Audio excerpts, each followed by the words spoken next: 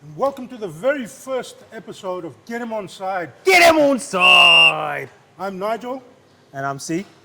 and we'll be taking you through the course of this year with a lot of rugby league in PNG across the country, other codes as well, and international sports. So, You know, looking forward to this season. We're going to cover all sorts of sports, as Nigel said, rugby league as well. So, going to be a crack over season, and looking forward to covering all sports. yeah, that's in the right. show. Lots of good things happening here in Papua New Guinea at the moment. We've got the female soccer teams out at the moment, and the Barras doing great stuff overseas as well. I hear some really good scores from really close matches as well. Those Yeah. things we'll be covering. But I guess, everybody wants to know what GET'em ONSIDE is all about, see? Get them on sides, it's an expression used by a lot of fans, and when we're frustrated with the referee and everything, you sort of yell at the referee, get them on side, and what are your eyes painted on, and stuff like that. So, That's definitely a catchphrase, and we thought would be appropriate. Moving forward, getting people on side, understanding what's happening in the sport of rugby league in Papua New Guinea and globally, as well as all the other codes that we Yep. have interaction with. yep. So yeah, we're looking forward to that, and we'd like you to stay connected with us as much as possible. We've been very fortunate to have this place, the locker room. They've given us the opportunity to use their facilities. I think it's a great place to have a coffee. It's a wonderful place to have a coffee. The chicken palmy is pretty good, and shout out to Chef Jules and the boss Mary Jolina and the rest of the team of the locker room for sponsoring us with the venue. That's right. So if you're ever around the NFS or around Boroko, Larabara, call in to the locker room, and you might get to see a bit of GET'em ONSIDE live too. But we'll take a quick break, and we'll be back with our first little look into what we're all about. GET'em ONSIDE. What are we talking about? First things first, hot topic for today, Ivan Cleary. What are your thoughts on that one? hot off the press, actually. A couple of hours now. We've got Ivan Cleary. I just read into it a little bit on the Fox and the Code Sport. Some of our premier sports providers. I think he's winding it up at the end of 27. Yeah, coming towards the end of 27. Not sure what the goal is there, but it just seems like, for someone who's won like premierships, who's been in origin camps as an assistant coach, he probably feels like he's seen it all and done it all, and, is sort of winding down now. Yeah, I caught up, I saw his prezzo there. He's a 35 years player, coach. He's, well versed with a lot of things. A lot of coaches, they take their whole career to win one premiership. Yeah. He's done four. In a row. I don't know, what do we call it, a 4P? Yeah, 4P, yeah, four in a row. 4 in a row. So that's a massive achievement on his. So I guess, he's going out at the top of his game. I don't know. Apparently he's sticking around, doing some stuff there. What's your thoughts? He might do some consultancy work there. They're grooming Peter Wallace, former Bronco, former Penrith Panther, Peter Wallace, to take over at the end of 2027. I think, 35 years in rugby league is a long time. And, he's been in, he took the Warriors to the grand final, was unfortunate to lose that one. Who else did he take? He's been in teams where they've struggled a bit, like the Tigers, Yeah, he has. So I think he's had his fair, mixed. Yeah. He knows the bottom part of what a team looks like on the ladder, the middle parts as a player, both as a player and a coach. But look, it's interesting. At this time early in the season as well.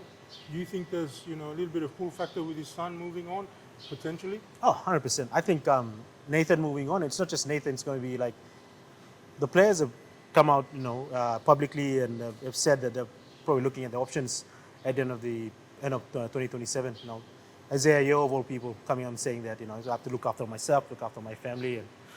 And I reckon that does weigh in. So if you read The Man in the Mirror by Wayne Bennett, he said at the back end of 1998, a lot of players were leaving, and Alfred left by 99, and he sort of felt like, fuck, man, I could probably leave too if these boys are leaving. So it does happen that way, and Craig Bellamy, all these players have left. His big three have left, and all those guys. So he's sort of transitioning out slowly, and I think Cleary's in that boat as well. Yeah, I'll probably pick you on that point with Craig Bellamy as well, as we've it's been well documented about his recent challenges. Yeah. And do you think that's also a cause for the form of the Storm, or is it, as you alluded to earlier, a little bit about players moving on? I think it's a lot of things for the Storm. It's weird because you see a lot of the standards are dropping off, especially defensively. The reads are dropping off. Munster getting caught out in defense, and yeah, neurodegenerative diseases are they're pretty tough to handle, especially when a guy like if you're a high performer like Craig Bellamy, that's gonna would be. weigh a lot on you. And with two grand final losses in a row, I think that does play in the minds of the players and the coaching staff, whether they'd like to admit it or not. And it's probably adding a lot to Craig, sort of just slowly bowing out. Yeah, no, that's so true. You know, it's always lingering thereabouts, but we'd like to send our best wishes to Craig also, and it's going to be a long journey, but we know that you'll have good people around you, and you also got the support way up here in Papua New Guinea. So that's just throwing over a little bit. So, we had Jerome Luai here about 2 weeks ago. Yeah. 2.5 weeks ago. Since he's come up, do you think Karim Samla basket go down Lahab now? Or Tigers are now with their form down? I don't know any kind of basket, but well, a lot of people saying it's due to his decision to get out early. Well, not early. He's done everything within the period that he's allowed to. But do you think it's having an effect on the team? That's a pretty tough one. I think Luai is the kind of guy I don't like. We all don't know him that well, judging from the way you've seen from the outside. And I was never a fan of the guy, to be honest. He's a Blue and he's a Panther. He was a Panther, so broke my heart as a Bronco. But still breaking your heart. I think he comes off as the kind of guy that he put his team first, and I think when he made the announcement, it wasn't something he took it lightly. Yeah. He probably would have definitely would have got the coaching staff and the playing group together and announced it. I don't think he's the kind of guy that would try to wait on the rest of the it's not a Lockie Galvin situation, I'd say, for him. But it does. You have to question it since with the form they're in. Yeah, it's always there. I guess I got to give credit to his maturity around it. In the way he's gone about it. For mine, I think they were due for it. They're due for that, and it's just sort of convenient that he's been up here and then someone can pass it on and say it's there. But I think the Tigers were sort of due for it. They got the one big loss and then it was a close one. And I think they'll bounce back. Who they're up against? Actually, they got flogged by Melbourne, didn't they? They got flogged with Melbourne last week. Yeah, Big Munster was on. Yeah. So, look, just don't listen to me for bets because I don't know what's going on. But really, it's interesting. I really hope they go forward. Benji's done some great things there. I hope Luai can get his team bouncing back on that. Obviously, there's news that players wanting to move. And on that same vein of Luai, I think it was a big splash by the Chiefs. Big splash. Exactly. Massive. And I didn't think that they'd get him. I didn't think they'd get him, but that was a big, Mate, I don't think anyone saw it being Luai. I thought everyone was AJ number one. Yeah. AJ's number two. I think it looks good on the jersey too. So. Yeah. But I think everyone's favorite son, AJ Mangilo, bless him, come back. But look, either way, he's here. I think also maybe it's but by the time Luai gets here, he's what, 30, 31? Yeah. In his 30s now? Yeah. So he came in and opened the door. Before that, nobody would be standing at the door. 100%. No one was standing at the door. Yeah. And, and we've had, who do we have here? The Byron?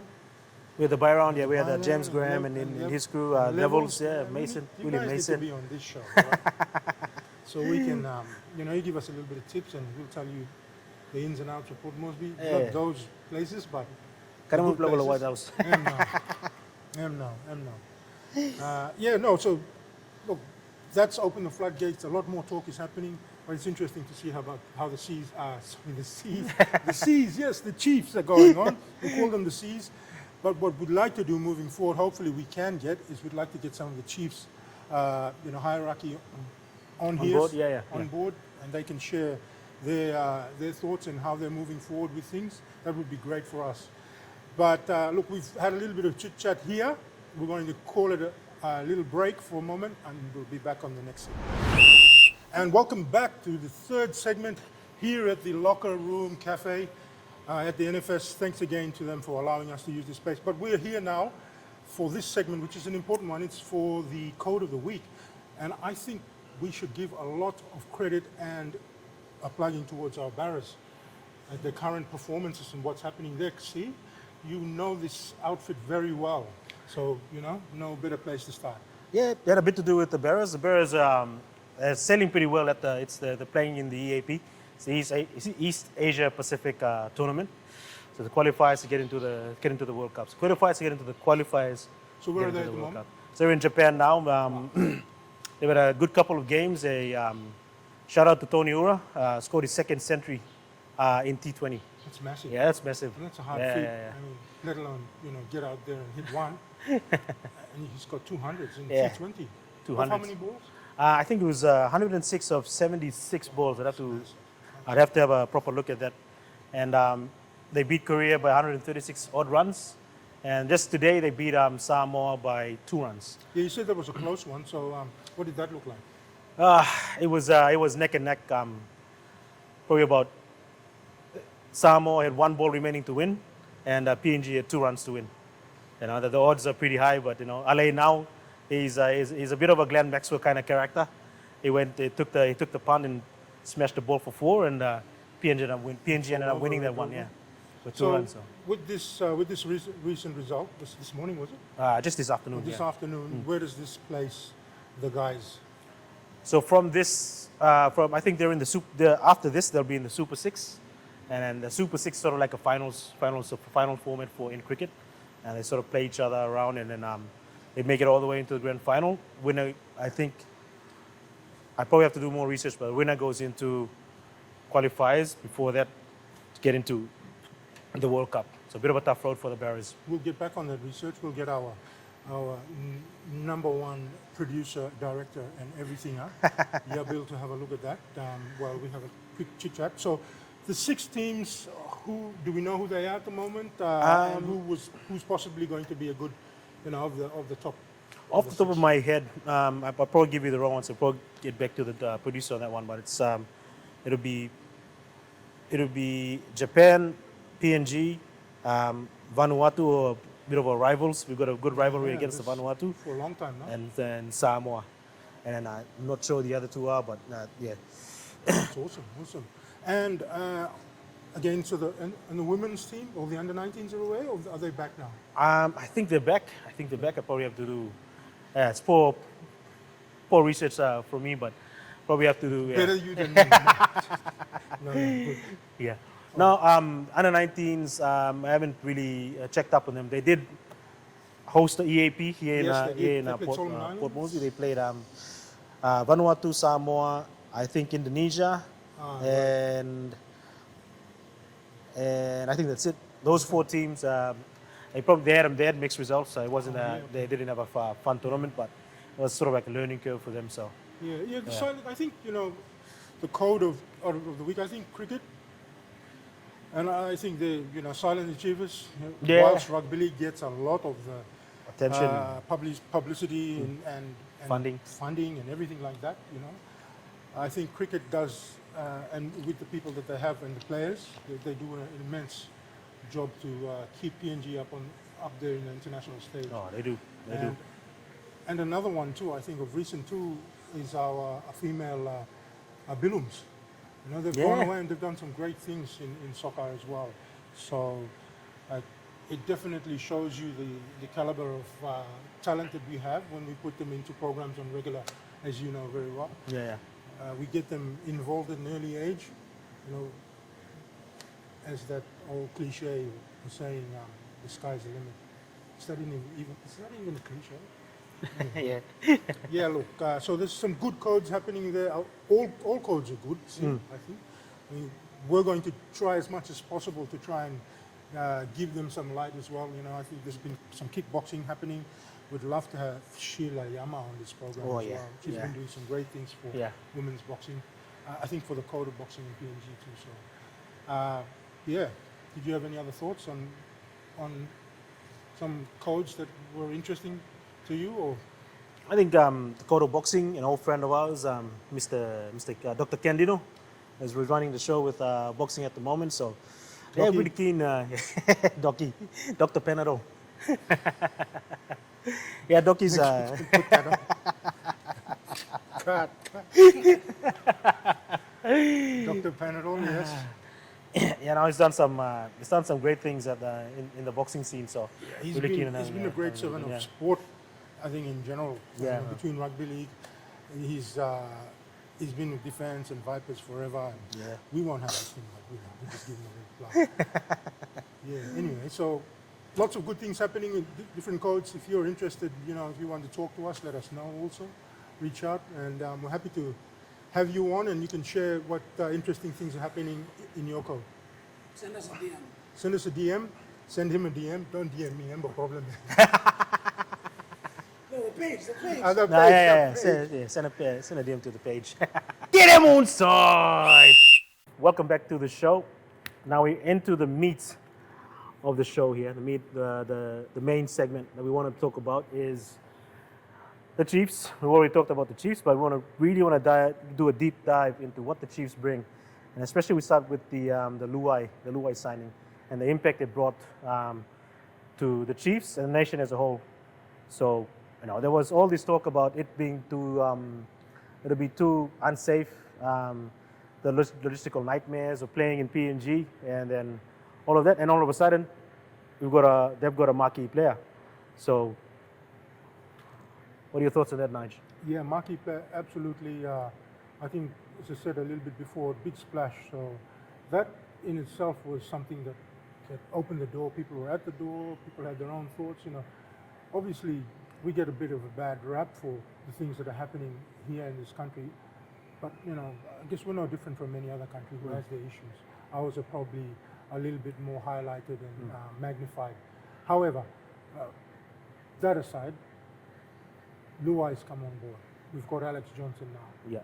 And look, some of the teams are crying foul, and there is a massive disparity within in the what's it called, the salary cap. Yeah. And then they're being tax free.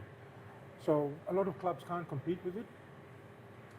For mine, I thought, look, it's not a little bit, it's not fair. There's probably going to be a rush of players wanting to consider or try the market. There's a lot of players are coming off their back end now, and there's a lot of quality players as well coming off. And they have said, and I think they've expressed clearly that if the price is right. Yeah. So that then has it shuns all of those things that you were talking about. Yeah. Yeah. Law and order. But everybody has a price, so to speak. And I think when things start to evolve again, and we'd love to have some of the Chiefs people on here and share how they're going about, making some inroads into the communities and what their share is, how they're going to get people to buy into the Chiefs. I think it's already there, but having some more big name players come on board, just quietly, I'd love for Isaiah Yeo to come up here. Oh, please. Champion. Please. Number one, I go for the Queenslanders, but Isaiah Yeo, up there. Your question on logistics, a lot of things are going to happen there. Like I'm hearing that, Boroko Market may not be Boroko Market, the iconic Boroko Market might become Boroko Car Park. Disclaimer, I don't know any of this, me. I'm just speaking out aloud.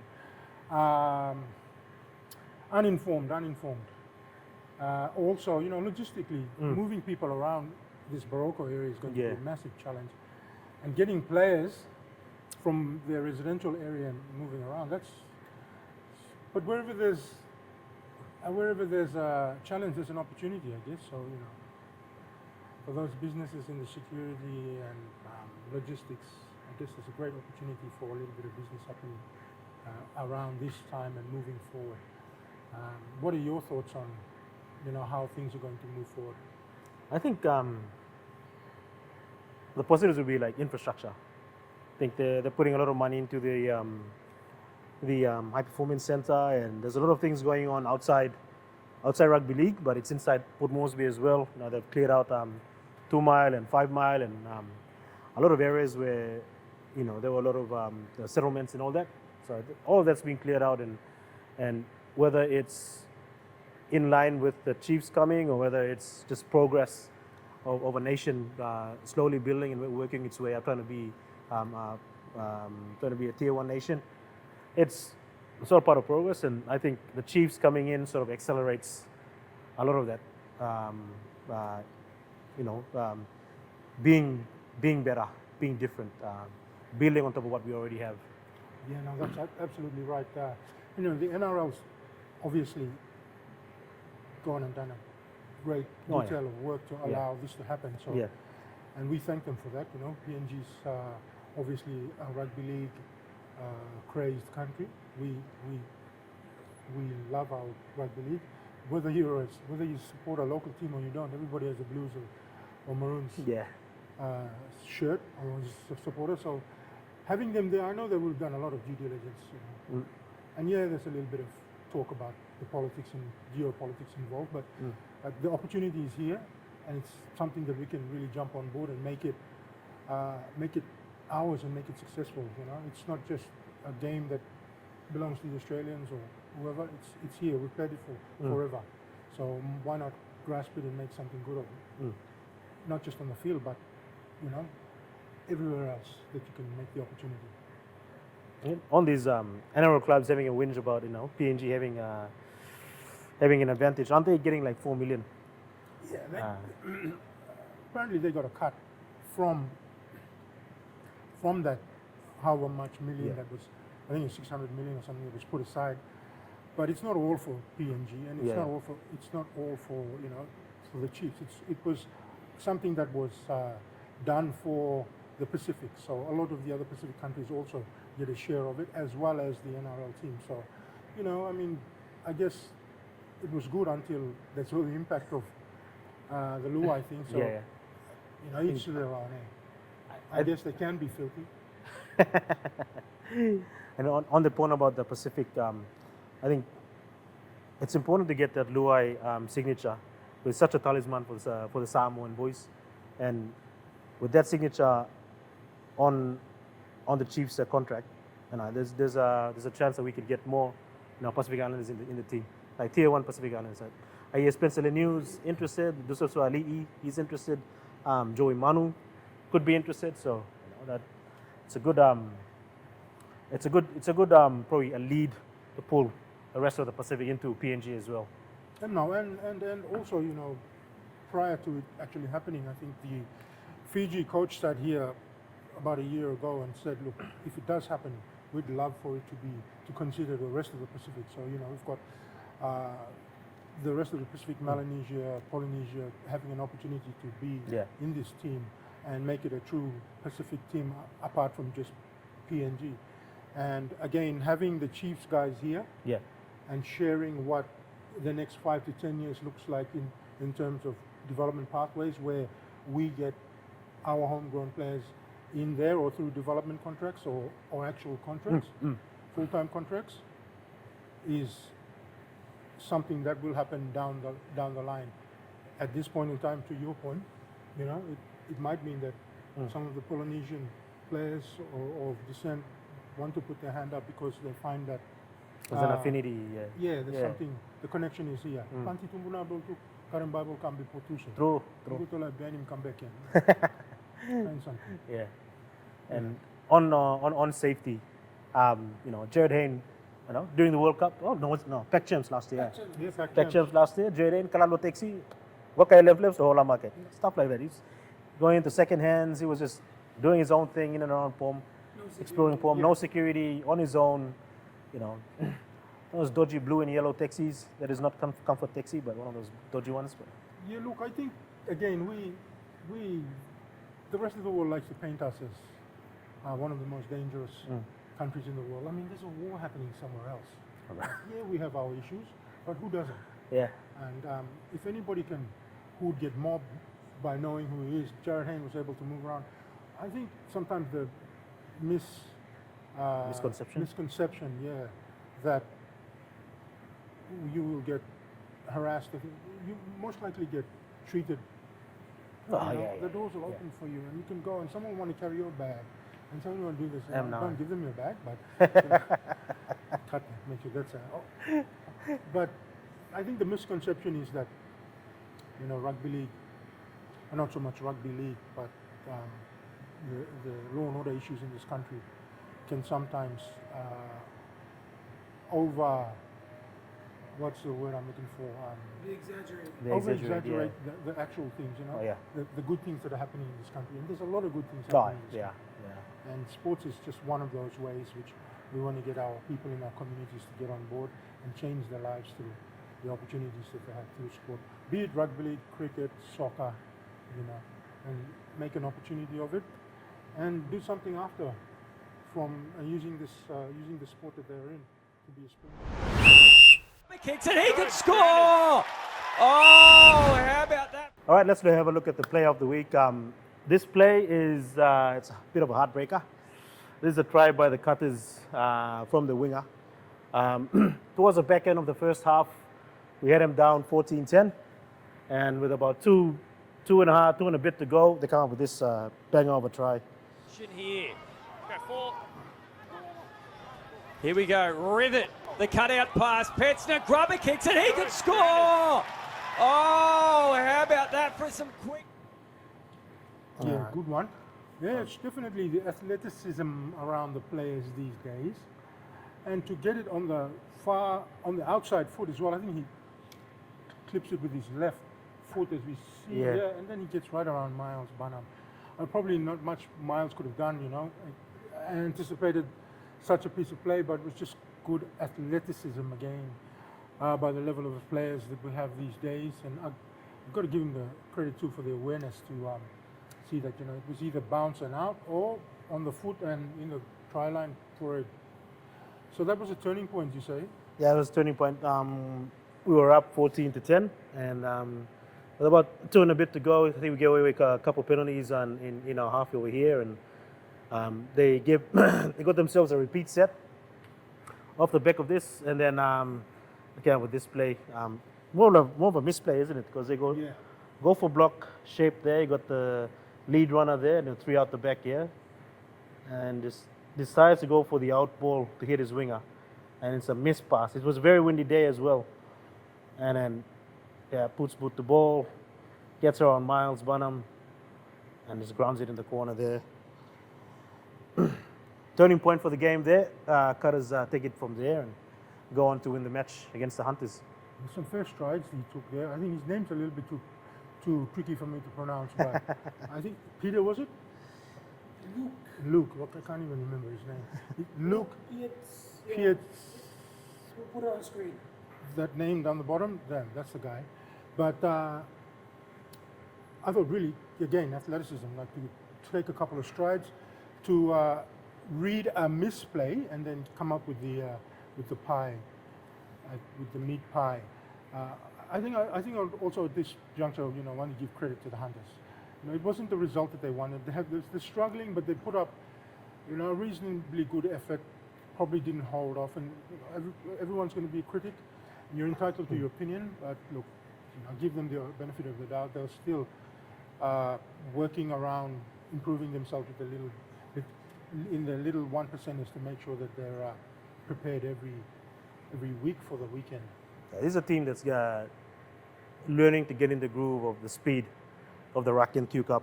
Got a lot of young guys. I know a lot of people are tired of hearing this, but got a lot of young guys and a bit of inexperience in and around the squad, and